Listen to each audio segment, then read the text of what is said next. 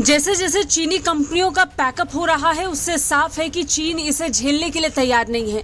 चीन से विदेशी कंपनियों का जाना और विदेश में चीनी कंपनियों के खिलाफ मोर्चा खुलना चीन को चुभ रहा है।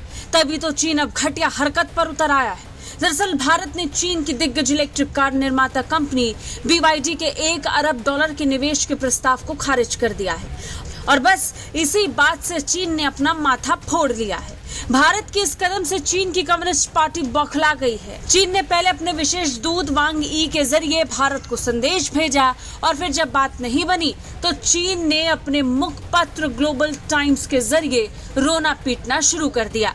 अब ग्लोबल टाइम्स की एक रिपोर्ट में कहा गया कि BYD के निवेश के प्रस्ताव को खारिज करने से भारतीय अर्थव्यवस्था को तगड़ा झटका लगेगा। दरअसल चीन निवेश के नाम पर भारत के लिए ट्रैप तैयार कर रहा था। भारत के इलेक्ट्रिक कार मैन्युफैक्चरिंग बिजनेस में चीन की एंट्री भारत को पसंद नहीं आ रही थी, जिसके लिए भारत ने इस डील से दूरी बनाना बेहतर समझा और चीन को ये बेहतर नहीं लगा। लिहाजा चीन का भारत की अर्थव्यवस्था के लिए चिंता करने का मतलब समझा जा सकता है। ग्लोबल टाइम्स ने चेतावनी दी कि इससे चीनी कंपनियों के बीच भारत में निवेश को लेकर नकारात्मक संदेश जाएगा। ग्लोबल टाइम्स का दावा है कि चीन ने अभी तक BYD के निवेश के प्रस्ताव को आधिकारिक तौर पर नकारने की जानकारी नहीं दी। इसके बाद BYD ने भारत में अपने संयुक्त उद्यम भागीदारी को धमकी देते हुए कहा कि वो इलेक्ट्रिक वाहन बनाने के लिए $1 बिलियन के नए निवेश योजना को स्थगित कर देगा। ग्लोबल टाइम्स ने भारत को धमकी देते हुए कहा कि अगर भारत ने BYD के निवेश प्रस्ताव को वास्तव में खारिज किया तो ये एक श्रृंखलाबद्ध प्रतिक्रिया को जन्म देगा।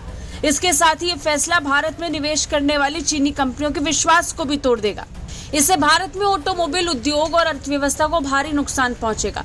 ग्लोबल टाइम्स ने बताया कि प्रारंभिक समीक्षा के बाद वित्त और विदेश मंत्रालय सहित 3 मंत्रालयों के अधिकारियों ने हैदराबाद स्थित मेगा इंजीनियरिंग एंड इंफ्रास्ट्रक्चर के साथ साझेदारी में BYD के निवेश को लेकर विरोध जताया था। ग्लोबल टाइम्स ने रिपोर्ट के आधार पर कहा कि BYD ने भारत की मेगा इंजीनियरिंग एंड इंफ्रास्ट्रक्चर के साथ $1 बिलियन के संयुक्त निवेश के जरिए तेलंगाना में एक इलेक्ट्रिक व्हीकल मैन्युफैक्चरिंग प्लांट लगाने का प्रस्ताव रखा। चीनी मीडिया ने इस निवेश से मैन्युफैक्चरिंग के क्षेत्र में नई नौकरियों के पैदा होने की उम्मीद जताई थी। उसका कहना है कि इन नई नौकरियों से भारत में समृद्धि आएगी। हालांकि भारत चीन की चालाकी को अच्छे से समझता है। निवेश के नाम पर खुद का फायदा करके देशों को बर्बाद करने वाले चीन का इतिहास किसी से छिपा नहीं है। लिहाजा भारत ये अच्छे से जानता है कि चीन को कब कितनी छूट देनी है और कब उसका फन कुचलना है। ब्यूरो रिपोर्ट, भारत तक।